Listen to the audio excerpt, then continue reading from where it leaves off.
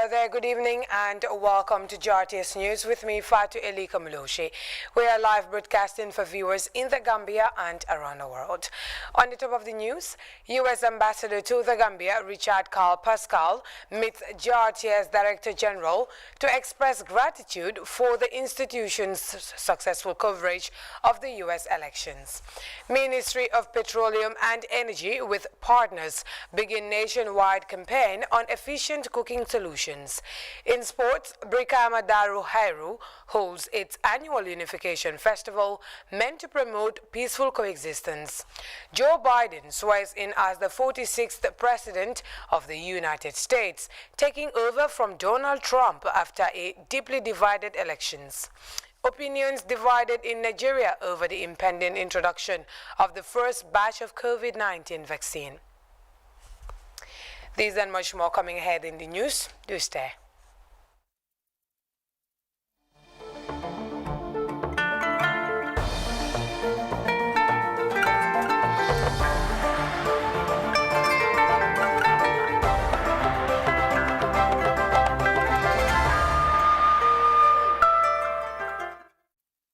Warm welcome to the news with me, Fatu Elika Muloshi. Now we begin with legislative matters as the National Assembly Committee on Lands and Regional Government meet council officials on the state of their activity and audited financial statements for the year 2017, 18 and 19 due for submission at the Legislative House.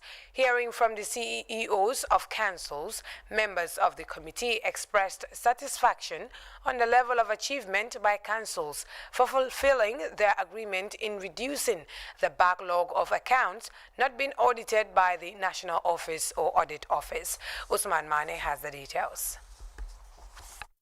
Following an agreement between the National Assembly Committee on Lands and Regional Government and the local government authorities in collaboration with their line ministry in 2020, a compromise was reached for all councils to submit their draft financial statements for 2019 for auditing at the National Audit Office. This was meant to enhance accountability at councils since there were backlogs of years of reports not audited from 2017. The 8 local government councils should submit their activity, financial and GPPA reports for scrutiny, but delayed due to pending 2019 financial reports under auditing. The chief executive officers of all the councils highlighted the state of documents needed by the committee, of which the activity and financial reports for 2017 and 18 are already being audited by the NAO. Bakari Tarawale from the National Audit Office confirmed these statements, but he however clarified issues surrounding the 2018 audited financial statement of Mansa Kongo Area Council. Congratulate all the councils for the fact that they've all submitted the 2019 financial statement to National Audit Office. For Mansa Kongo, okay, 2017, 2018, they have been audited up to 31st December 2018. Their CEO said they were not able to respond to the draft, but in our audit, when we send you, we give you a deadline for you to respond. If you don't respond, if you don't get any feedback from you, we will finalize based on the issues on the draft. Members of the committee commended the council for living up to expectations in fulfilling the requirements agreed upon. Honorable Musa Amul Nyasi is the chairman of the committee. This is what we were all along advocating for. There is no way that it cannot happen. It must happen. And this is the starting point. We want to achieve beyond what you have achieved. The fact that the National Audit Office have confirmed that for the first time, the National Audit Office have received from councils what is called a financial statement, I think it's something that you should be proud of. Honorable Nyasi further urged them to submit the audited reports in due course.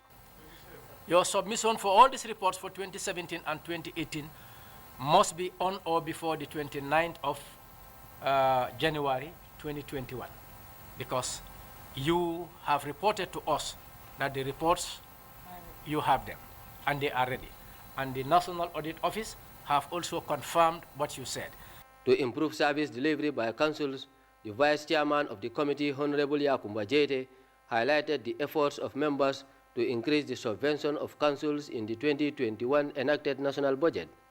This, he said, was based on councils submitting their development budget to the ministry and sought clarification from Permanent Secretary Buba Sanyang whether it has been fulfilled. We have to commend one that like KMC, they always submit most of the time on time. But notwithstanding, we were able to go through all the budgets and then observe with the council some of the activities and programs that are to be adjusted. And then we are receiving now the final submissions to the minister for his endorsement. PS Sanyang also disclosed that his ministry, supported by the UNDP, is implementing the IFMIS project across all councils to enhance financial transparency on public funds. Usman Mane, GRTS. Still on legislative matters, the Public Enterprise Committee on Wednesday had the Public Service Commission, who were supposed to present their activity report and financial statement for 31st December 2019, but were unable to submit their report. Chairman of the committee, Honorable Halifa Sallah, explains in this excerpt. Today, we anticipated that the Public Service Commission will present its activity report and a report on its operations, because you cannot have an activity report without indicating how the Commission is doing financially based on what the allocation is on a year-by-year basis. Unless that is done, one would not know whether what is being provided is sufficient for the efficient delivery of the services of the Commission. But we are informed that because of some element of communication challenges, that the Commission did not expect to present this report today, even though they were anticipating some form of engagement. That is why we decided to engage the Commission to find out its wishes, because the presentation is material to our scrutiny, and it must be done when the presenter is fully prepared to do so. So in that regard, the committee met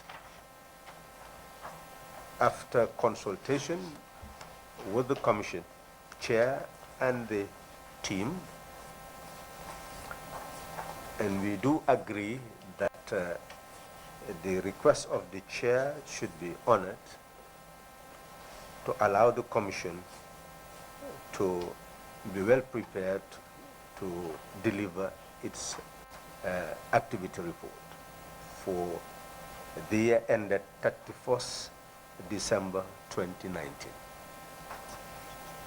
So in that regard, it is proposed that the Commission be scheduled for the 2nd of March 2021 for both presentation and consideration.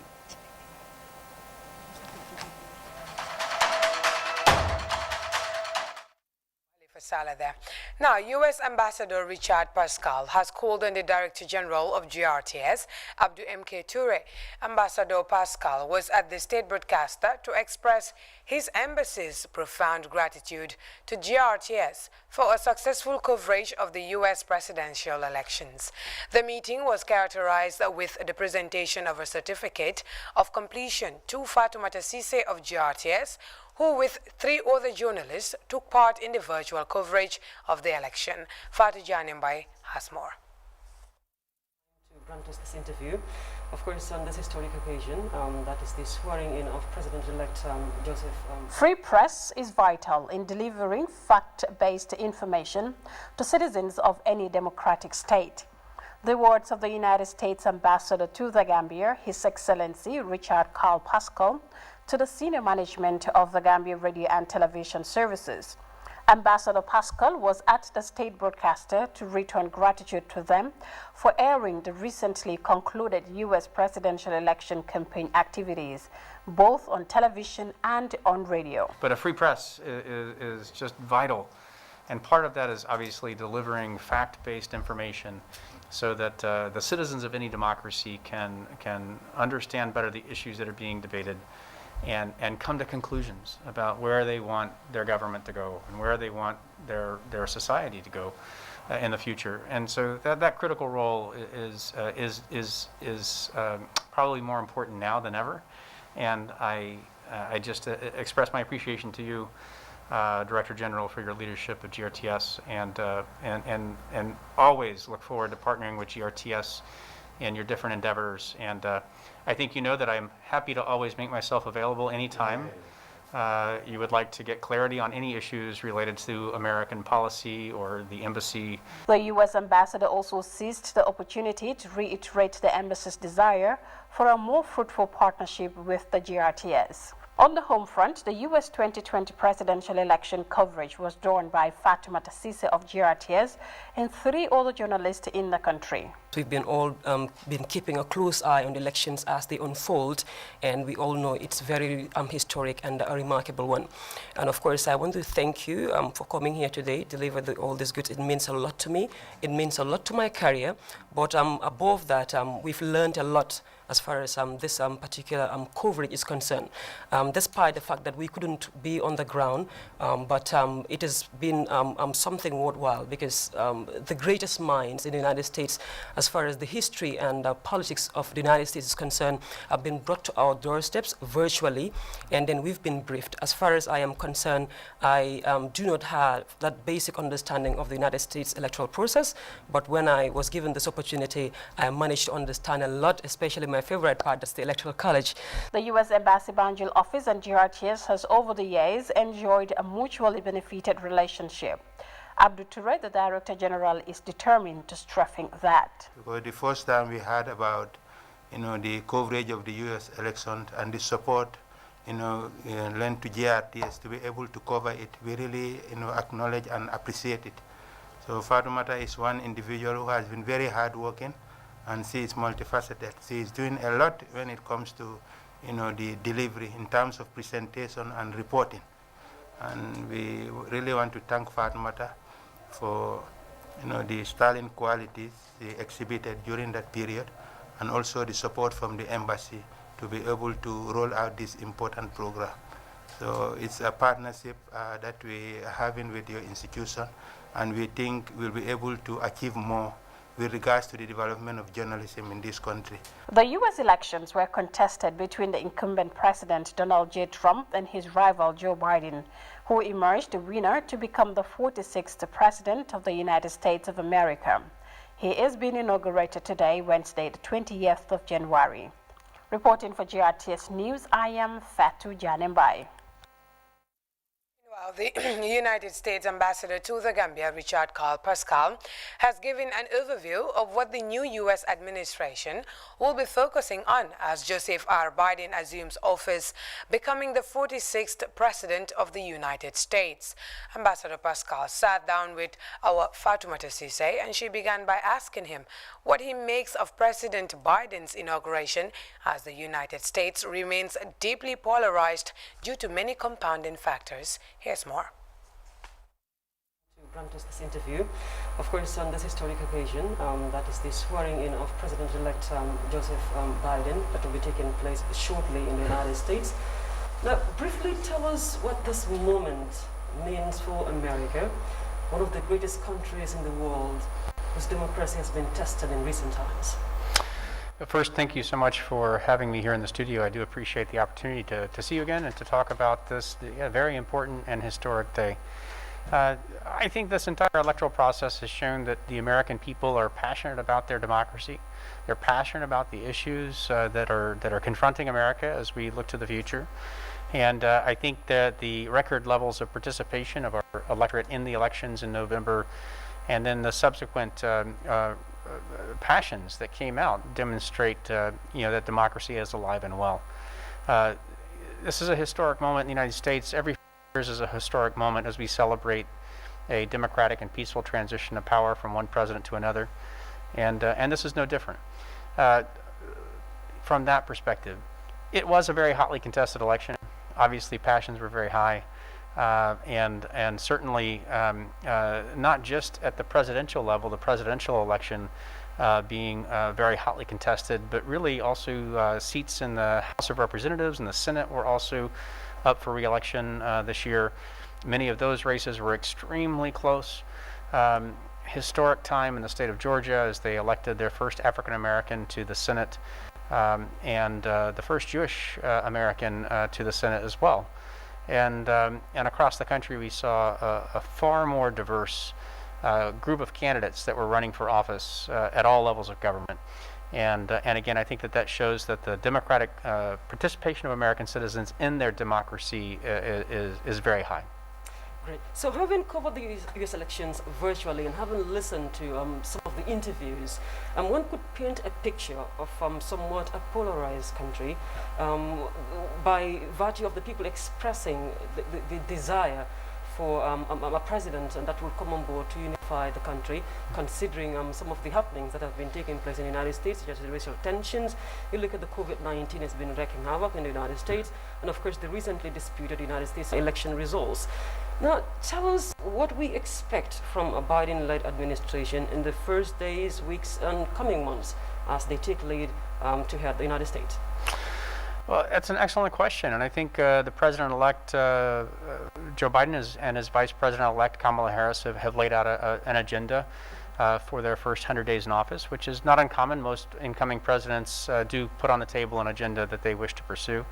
The Vice President, or the President-elect, has made it clear that they have a number of actions they'll undertake quickly in the first handful of days. And of course we'll be seeing those come into effect as they come into effect. Yes, there are a number of issues that are deeply polarizing in the United States, and I think I think one of the things that's really important to underscore that in any healthy democracy it takes a competition of ideas, and that means coming to the table with others who may not agree with you, but putting out your vision or your plan for why you think your approach or your beliefs in a certain approach are more helpful to the country than someone else's, and that's where it needs to stay. Hopefully, as you sit around that table and have that civil debate, you can shake hands and part as friends. And that's something that is really important in a democracy, is that civil discourse. And quickly, Biden is coming into the White House with a decades experience on the Capitol Hill. Well, of course, he's been representing his state, Delaware, for 36 years. And of course, he's played a crucial role in shaping the foreign policy of the United States. So considering that wealth of experience by the president-elect, and of course, looking at some of these strained relationships between the United States and other countries, do we expect a change in the U.S. foreign policy, and that is to say, in terms of reaching out to other allies that have started distancing themselves from the U.S.? Well, I think the President-elect has made it clear that he intends to take a different approach in certain key relations, but that fundamentally our objectives in most of our critical foreign policy and national security areas remain the same critical objectives, and we have the same and shared critical concerns. And so even though perhaps some of the approach may change, where we are focusing our efforts and trying to shine a light on some of the really negative things happening in certain parts of the world, I don't see that changing at all. And more to the point specific to the Gambia, there's a very healthy and robust relationship between our two countries. It's not just between our governments, but between our people. There are strong people-to-people connections. I don't know that I've met a single Gambian in my almost 2 years here that doesn't have someone they know in the United States, a Gambian or someone, a Gambian American or a Gambian resident in the United States. And so we have these very strong ties. And our commitment to the Gambia and to the Gambian people is to support the effort to achieve a solid, democratically elected, accountable to the people government that serves the people itself, and that won't change. and then to partner, obviously, to create economic growth, to create jobs and opportunities for young Gambians as they come of age and join the workforce. Right. So what do we expect to see in Washington today as the president takes the oath to become the 46th president of the United States? Well, it's always a very ceremonial affair. It's very heavily scripted and doesn't really deviate much every 4 years. And so obviously the president will take the oath of office. The vice president will take the oath of office, and of course the president will make some remarks. Right. Thank you so much, Ambassador Call, for taking time to talk to us at GRTS. Sure, and thank you for the opportunity. Thank you. All right. Thank you so much. U.S. Ambassador Richard Pascal there speaking to GRTS's Fatoumata Sise. Moving on with this release from the Ministry of Foreign Affairs, International Cooperation and Gambians Abroad, the government of the Republic of the Gambia wishes to inform the public that it has on Tuesday, 12 January 2021, signed a cooperation agreement on migration matters with the government of Switzerland in the city of Bern. The release states that the signed cooperation agreement is meant to curb irregular migration and ensure effective protection of the rights of Gambian citizens who are migrants in Switzerland. The agreement, according to the release, will create cordial working relationships between the government of the Gambia and the government of Switzerland in identifying opportunities, coordinating and managing challenges of migration. These are the two countries believe will further strengthen relations and deepen cooperation in effective management of migration, dealing with unemployment and creation of more opportunities for women and youth in the Gambia. The government of the Gambia further negotiated for all undocumented Gambian migrants in Switzerland to be trained in livelihood skills and be integrated in Swiss community. As the Gambia progresses in enhancing her democracy, there is need to ensure that the country adheres to international human rights instruments by respecting the laws of other countries, whilst also ensuring that Gambian citizens within and outside enjoy the required protection of the government. In this regard, the government of the Gambia and the government of Switzerland agreed that all legal remedies will be exhausted before any voluntary returnees will be repatriated. The government of the Gambia further assures all Gambians that it is approaching migration as a developmental issue and that the signed cooperation agreement will also pave the way for the establishment of a multi-purpose skills training center and create all the opportunities for young people to achieve their goals in the Gambia. Both countries, the release went on, agreed on the spelled out modalities which serve as an enabling tool to ensure equitable and balanced intervention with a view to attaining dignified life for Gambians in Switzerland and Swiss citizens in the Gambia. Further, as part of efforts to further strengthen the excellent bilateral relations that exist between the two countries, and on the invitation of the Honorable Minister of Foreign Affairs, Dr. Mamadou Tangara, the Vice President and Federal Chancellor of Switzerland, Ignacio Cassis, is expected to visit the Gambia on Friday, 12 February 2021. The release ends.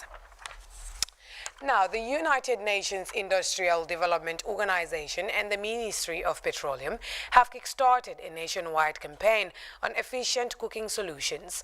The new initiative promotes the use of the energy-efficient cook stove, locally called Furno Jambar. By Ibrahim Cham is with the team and files in this report. The usage of charcoal and firewood increases at an alarming rate, posing detrimental health hazards to users. The Ministry of Petroleum and Energy is collaborating with the United Nations Industrial Development Organization in launching a nationwide campaign on the usage of efficient cooking solutions. The first port of call for the team was the nation's capital in Banjul, where 250 energy-efficient stoves and 100 Oryx gas bottles was distributed to various beneficiaries. With a bag of charcoal pegged at $400 in the Greater Banjul area, Kajatu Jallo of UNIDO confirmed that the energy-efficient cook stove, locally called Furno Jambar, burns less charcoal, thereby saving money and time. We feel like it is high time that we innovate, come up with efficient cooking, improved stoves and alternative cooking fuel, not only for the health benefits, but also for the economic benefit, because using these improved cook stoves are very, very, they will save you money, okay? Because when you cook with the cook stoves, and you use the alternative cooking fuel, you are using less briquettes. We call those fuel briquettes because they are made of peanut shells and coconut shells, and they do not emit a lot of smoke. I mean, they hardly emit any smoke. Alaji Gay has been empowered to boost up production of the energy-efficient stove, thereby reducing the price to $500, which he says is 1/3 of the original price. The stove also reduces carbon emissions and the use of firewood, which is seen as one of the main causes of deforestation in the Gambia. Another problem is because they're using wood to cook, either fuel wood or they use charcoal. And then, they are collecting it from our forest, so it's degrading the environment. And that will cause what we know as climate change. This climate change, the consequences are increased temperatures, sea level rise, flooding, drought. Banjolians welcome the new development, which they say will help them in their daily activities. Yes, I feel very happy. Before I used to buy 5 or 6 cups of charcoal, but for now I used to buy 3. Birkama, Abuko and Kanifing Estate are the main outlets and sales points for the Furno Jamba. However, the campaign trail continues at Westfield Monument on the 21st of January 2020. Reporting for GRTS News, I'm by Ibrahim Cham. As part of efforts to improve the well-being and protection of children from harmful traditional practices, officials of Child Fund, the Gambia, with other stakeholders, converged to validate the organization's advocacy plan for the country. As Baba Silla reports, the objective is to protect children from harmful traditional practices such as child marriage and ensuring the enforcement of the policy banning child marriage. Established to promote sustainable solutions to protect and advance the rights and well-being of all children to enjoy their rights and achieve their full potential. Child Fund is the leading defender of child's rights and welfare in the Gambia. Since its establishment in the Gambia, Child Fund has been advocating for children's rights and protection to especially shield the girl child from all forms of traditional practices such as early marriage and other harmful traditional practices. Today's convergence is meant to enable local partners in a consultative forum to review and adjust the organization-validated document ahead of its national implementation. Mfamara Dabo, the Director of Programs and Sponsorship, explained the broader objective of the organization advocacy plan for the Gambia. So through the CBCPM, we were able to identify in consultation with community people a lot of issues that children are being faced with. So as an organization, we know we cannot address all the issues at the same time, but we then work with the communities to do some form of prioritization. And during the prioritization, we were able to do 2 community validations, because the issues that came out were many, and for us to be able to be sure as to which specific issue we should focus on, we need to at least exhaust all the different processes. Working towards a safe world for children, Child Fund has also rolled out a strategic 5-year plan starting from 2016 to 2021 to support the implementation of national goals for children to achieve their full potential and attain their rights. Esa So is the chair of the National Civil Society Organization Advocacy Group. Coming here as stakeholders to lay the necessary roadmap, framework, foundation to confront the recurring challenges or consequences of child marriage will go a long way to change the narratives in the next couple of years. So this is a very important engagement, and I implore on each and every one of us, we are not here, as we all know, in our own accord, but representing the image and identity and the principles governing our conduct in our respective offices, to spread the gospel and support this process now against 2023 to ensure that the narratives are changed. The Child Phone Alliance seeks to become a global voice for children, highlighting challenges that affect them and issues they care about to effectively mobilize and address threats to their lives, safety, and well-being. For GRTS News, I am Baba Silla. Now, the Imam Buhari Center for Islamic Studies and Humanitarian Development, in partnership with Guimam Eye Care Service, is providing free eye surgery for 100 patients at the Sheikh Zayed Regional Eye Care. Khadija Jallo has more on that story. Imam Buhari Center continues to partner with Guimam Eye Care Association to support vulnerable people access free eye care. 100 people, according to the president of Guimam Eye Care, are scheduled to undergo free surgery. 18 of them had surgery on Tuesday, and the rest will be treated in the coming days. On the 23rd of this month, we will be in Fonyi block to render services to that community. And Imam Buhari is ready to finance cataract operation of 100 Gambians. Yesterday, most of these patients have already paid for their B-scan and their fasting blood sugar. We return them $300 each. We pay for their medication. We give them eye drops, the Dexamethasone 2 bottles, Cipro 1, and we give them sunglasses free. We want to take this opportunity to thank Imam Buhari. We are ready. We are ready to use our leisure time to help Gambians. Amaduba, an administrator and cataract surgeon at the Sheikh Zayed Regional Eye Care Center, held the partnership with Guimam and Imam Buhari. A move, he said, has helped a lot in helping to restore the eye vision of many beneficiaries. About 18 cases, and they were operated yesterday. They were admitted yesterday, operated yesterday. They were admitted, and on Monday. So this morning, they were all reviewed. Alhamdulillah, they are all fine. All of them are very, very happy, and they are discharged, and they will be going home to meet their families. Sheikh Zayed could not have done it alone. Guimam cannot also do it alone, just likewise Imam Buhari.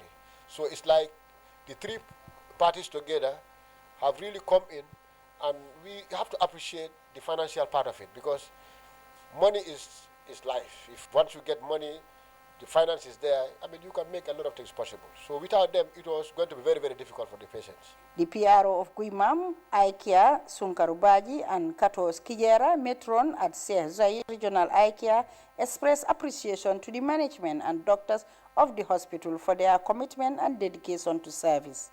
Beneficiaries of the eye surgery took turns to express gratitude to Imam Buhari and the eye specialists for making their dreams come true.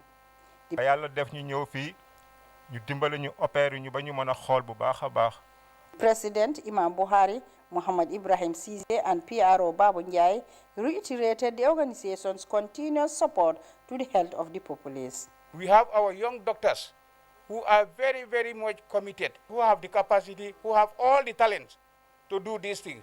This is why Imam Buhari will continue to partner with the hospital, and then we will try to assist you in all aspects, so that the pressure you have here at least will be reduced. Sheikh Zayed Regional Eye Care continues to attract scores of eye patients from home and afar because of its benevolence. Khadija Jallo reporting for GRTS News.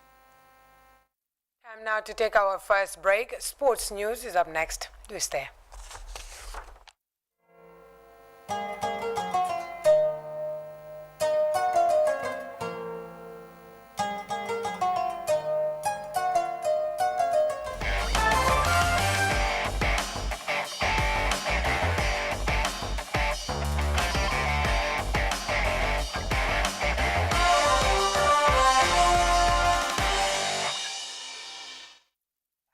Now in sports, Brikama Daru Hairu has recently staged its annual Unification Festival that brought together members of Daru Ward to engage in different sporting activities to spread messages of social harmony. Farmer Baji witnessed the colorful convergence, and he tells us more.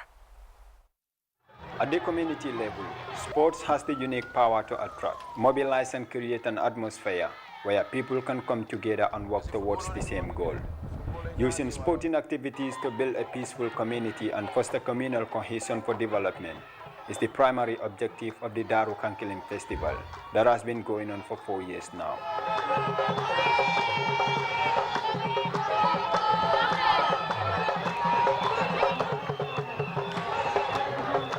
The impact has been great. There was a time that there is something like a sort of division between us, but these festivals bring people together. It's like we are back together, we are family once again. If you are talking to the people on certain issues and they have seen it, actually bringing them will not be a problem to you. So this is why we have this thing, because last year finals has also brought the Kabilo together more.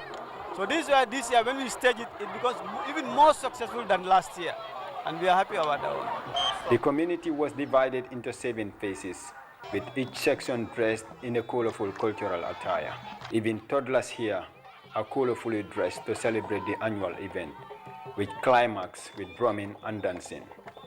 Different sporting activities were staged, from cycling to road race, athletics, a hotly contested tug of war, and musical chair competition. At the end of every event, winners are granted a glowing celebration. The festival attracted a massive turnout, with crowd converging at the SSP Arena to witness the delightful event, which was hailed as a great success by leaders of the different phases, who expressed satisfaction over the whole initiative. This 2016 elections has bring barriers of so many things. So due to this tournament, everybody is united now. We thank God on that. This is very crucial in our Kabilo, because you will see that people come together and there is unity always. Because you will see that I can say it establishes love for us, and also it makes our relationship very stronger. It is important because it brings about unity, it brings about harmony, and even it brings this thing like a peace. The National Assembly member for the area, Alaji S. Dabo, commended his community for spearheading a successful festival. It has tremendously helped the community to produce the best talents in terms of football, athletics, and even volleyball. Those games, especially volleyball, are not very popular, but I can tell you, in Daru Hairu, boys and girls can play volleyball. It's as a result of this tournament. If you go to school sports, most of the athletes in the school sports are from this community. All are because of this tournament. Daru produced a very good football team in Brikama, Nawetan, and always produced the best fans club in Brikama, Nawetan, all because of this tournament. Individual awards were later presented to various winners, and the beautifully attired and vocal Phase 3 was awarded Best Fan Club, as Brikama convenes to promote and celebrate peace through sports. Famara Baji, GRTS News. Now to all the news around the world, beginning with the United States, where Joe Biden will take over a country bitterly divided. He has promised some big changes immediately after he takes office. But will he be able to deliver as promised? CGTN has more on some of the challenges awaiting the incoming U.S. president. Things will get worse before they get better. Policy changes that we're going to be making are going to take time. At 78 years old, Joe Biden is re-entering the political scene during one of the most tumultuous periods in American history, but has his time as a U.S. Senator or tenure as Vice President under Barack Obama prepared him for this? An ongoing pandemic that's left hundreds of thousands of Americans dead and millions sick. This as the U.S. healthcare system struggles to keep pace. The national economy nearly in ruins, businesses going bust, and millions out of work. Frayed relations with allies, increased tension with adversaries, unresolved social upheaval, and an accelerating climate crisis, experts say, warrants calls for a national emergency. Observers say nothing less than a radical reorientation towards all these crises will bring the U.S. back from the brink. But Joe Biden has ambitious plans to curb the coronavirus pandemic and speed up the vaccine rollout, to reform immigration, to address climate change, and revitalize the economy, starting with a massive $1.9 trillion relief package. In this moment of crisis, with interest rates at historic lows, We cannot afford inaction. Critical foreign policy. Whether or not the Biden administration will get as much done as they hope to is an open question. Will Republicans, a divided party in convulsions over Trump, coalesce to obstruct Biden's plans? Will Biden's agenda be progressive enough for Democrats, many of whom say policies that Biden opposes, such as the Green New Deal and Medicare for All, are necessary to meet the challenges ahead? Whatever comes, the next 4 years aren't predicted to go easily for the 46th president, as the battle for the soul of the nation is only just beginning. Brian Dorman, CGTN. Honest truth is this. Now, as Nigeria prepares to receive its batch of COVID-19 vaccines slated for this month, it has one more thing to worry about: fake vaccine. The country's national drug regulators say fake COVID-19 vaccine may have been in circulation in the country. Details in this CGTN report. Not the kind of news health authorities in the country need at a time when they are trying to dispel conspiracy theories about COVID-19 vaccines and get people prepared to receive them when mass inoculation begins.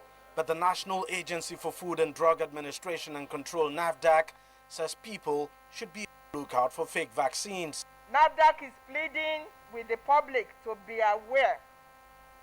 No COVID vaccines have been approved by NAFDAC. Fake vaccines can cause COVID-like illnesses or other serious diseases that could kill. Please be aware, COVID vaccines should not be ordered by any company or corporation. The companies that manufacture these vaccines, if they are genuine companies, know they have to submit their applications to NAFDAC for review. Medical experts warn that if urgent steps are not taken to address the problem, the country might be plunged into another public health crisis. We have to open up our eagle eyes at this time so that we can, apprehend some of these people that are moving around peddling the fake COVID-19 vaccine. That is on the regulatory angle. On the supply angle, we must be able to make adequate plans to ensure that all Nigerians have access to the vaccine. Because without that, I can assure you that more and more people will fall a victim and fall prey to this fake vaccine. Among COVID-19 vaccine skeptics, the situation has further increased their doubts. If really it exists, the fear is that there is not enough awareness for people to differentiate between the original and the fake one. That's to say, there is going to be a lot of tragedy with regards to that. I'm not even seeing the original vaccine, so why would I be afraid of taking the fake one? It is a situation where they say there is an original motto, and they say the fake version of the motto is coming out. I've not seen the original. Up to now, NAFDAC have never come out to show us that we have a vaccine for it. Nigeria plans to vaccinate at least 70% of its population over the next 2 years in order to stop the transmission of COVID-19 in the country. It's expecting around 100,000 doses of the Pfizer vaccine in the coming weeks. About 42 million doses of other COVID-19 vaccines are expected to come in by early March. The government says the country's scientists are also working to come up with a homegrown solution. Deji Badmos, CGTN, Lagos, Nigeria. We've come to the end of this newscast, but before we go, a quick look at our main stories once again. U.S. Ambassador to the Gambia, Richard Carl Pascal, has met GRTS Director General to express gratitude for the institution's successful coverage of the U.S. elections. Ministry of Petroleum and Energy with partners have begun a nationwide campaign on efficient cooking solutions. In sports, Brikama Daru Hairu has held its annual Unification Festival meant to promote peaceful coexistence. Joe Biden has been sworn in as the 46th President of the United States, taking over from Donald Trump after a deeply divided elections. Opinions divided in Nigeria over the impending introduction of the first batch of COVID-19 vaccine. That does it for this edition of GRTS News. Join us again tomorrow for more news. Until then, enjoy the rest of our programs. Good evening.